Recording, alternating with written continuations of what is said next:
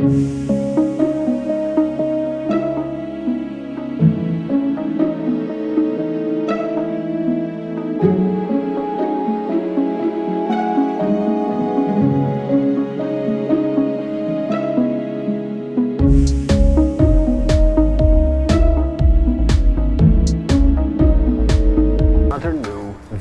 CC.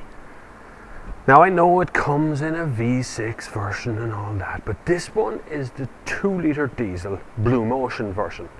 It's a manual 6-speed transmission inside, but it comes with all the nice bells and whistles that comes out of all the rest of them, except for the fuel bills. I've done nearly 600 kilometers in this on half a tank. Yesterday on the motorway it returned to me an average of 5.9 litres per 100 kilometres. That'll tell you where the fuel economy comes out of this. But you don't sacrifice any of the style, because of course it does have xenon headlamps in it. These wheels are optional. If you do like them, they are available. It has that coupe look about the whole thing. And CC, by the way, stands for Comfort Coupe. Okay. It does have the pillarless door top to it, of course. And of course, if you come back and it's a hot day, you don't like it, being all clogged up, you can always open the windows by remote control, which leaves you no barriers to entry at all. So let's see what it's like on a road. So this is the interior, and of course I get the little push-in key. I just push into a slot here, and off she starts. Close all the windows now. Quite nice, isn't it? One remarkable thing about the CC is that it's so well equipped. It's very well equipped. They have automatic headlights, automatic wipers, automatic handbrake, which goes off as soon as I pull away and comes on as soon as I stop anywhere. But it's quite how it does what it does. It's so refined. I mean, really, really refined. It's quite an amazing car to kind of drive around in for a bit, actually, because it's a grey and miserable day, and Bob doesn't like to be outside on a grey and miserable day. The CC is basically a stretched Passat, and that's where the similarities end, I suppose, in looks-wise, with the Mercedes CLS, which it does look a bit like it from the side, I have to say, and it's only because they're both stretched. The CLS is a stretched E-Class, and this is a stretched Passat, so basically they're always going to look a little bit similar. Looks wise, I think this is streets ahead of a Passat, for instance, just an ordinary Passat. I think it's much lower, much wider, much broader stance on the road. It just looks fabulous, but yet has that understated nature of a VW. By that I mean people won't spit on you because you bought the latest, big, expensive, fast, Mercedes. But you did buy luxury. And so you can always tell people, I'm driving a VW. But comfort-wise, I have, strangely, an electric backrest. So I can move my backrest thing electrically, but a manual thing on the floor for sliding the seat back and forward, which I quite like, actually. It's quite easy to get it in position. Now, during acceleration, the engine can sound a little on the coarse side. I don't really mind that, because when you actually get it up to speed, it quietens down. And I mean quietens down. This road is rough. It's a general test road for me, and this is the quietest I've ever gone down this road. Normally there's quite a bit of noise in the background. I also, in here now, I have heated seats, for instance, okay, dual zone climate control with 2 vents in the rear as well. Speaking of the back seat, tons of room back there, and I mean, I have the 2 kid seats in the back at the moment, but when you take them out, you'll easily fit 2 full-size adults in there too. No problem with headroom, even though there is a sloping roof. See, VW do it right.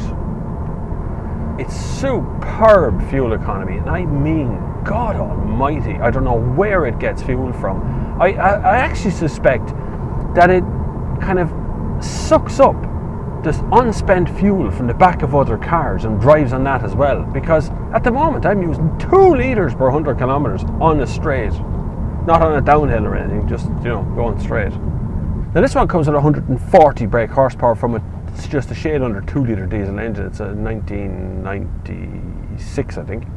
And it's the Blue Motion variety. And Blue Motion in operation, if you've been following my Twitter account, which is @TheNextGear, you would have seen me tweet about this car as I've used it and had it. And yesterday I drove all the way to Galway for a christening and all the way back in the same day. And I can tell you, there wasn't a moment where I thought the car lacked in anything.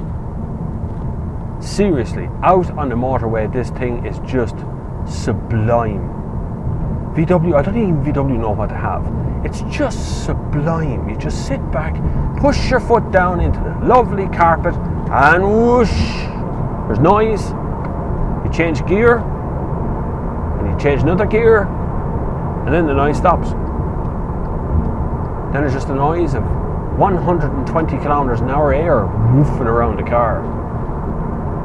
It's absolutely beautiful. This is a car that I could love for the rest of my life. I'd be happy behind the wheel of this because it's stylish enough to be different, but it's not ostentatious because it's a VW. And it's not meant to be the luxury. I mean, of the VW group, Audi is meant to be the luxury car brand. Okay, but this is up there, easily up there with VW. Even the build quality is as good.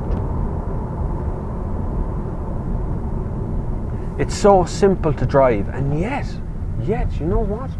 It actually drives properly too. The Mercedes CLS is rear-wheel drive.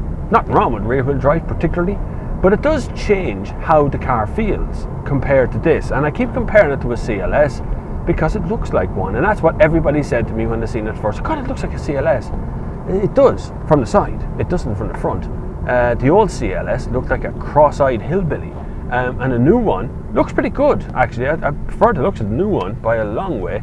But driver ability still isn't there with the CLS where it is with this one. Because this is front wheel drive.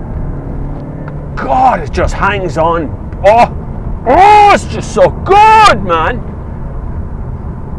I really like these cars. The CC has just, it's grown, it's developed, it's become a better place to be, a nicer place to be. It's become a car I now really desire. I really want to own one of these cars because it doesn't interfere with my life, even though it's coupe looking. And I know, strictly speaking, coupes come with 2 doors. This has 4 doors, but you know, it does look like the coupe thing without the hassle of having to move a bloody seat to put somebody in it. You just open a door and they get in. The thing is that this has become a desirable VW. I mean, a truly desirable VW. And not from pure performance, say like a GTI, just from looks and usability, styling. God, you could take that badge off and put anybody's badge on there and you'd still have a spectacular bloody car. Really is spot on. They've hit the nail on the head as a mix between motorway cruiser and back road handling. This is a really terrible part of the road. I just went up there and it just wafts over the top of it with Bentley sublimeness. It's not even a word, I don't think, but there you are. I make up words as I go along. Come to thenextgear.com to find out what word I'm going to make up next.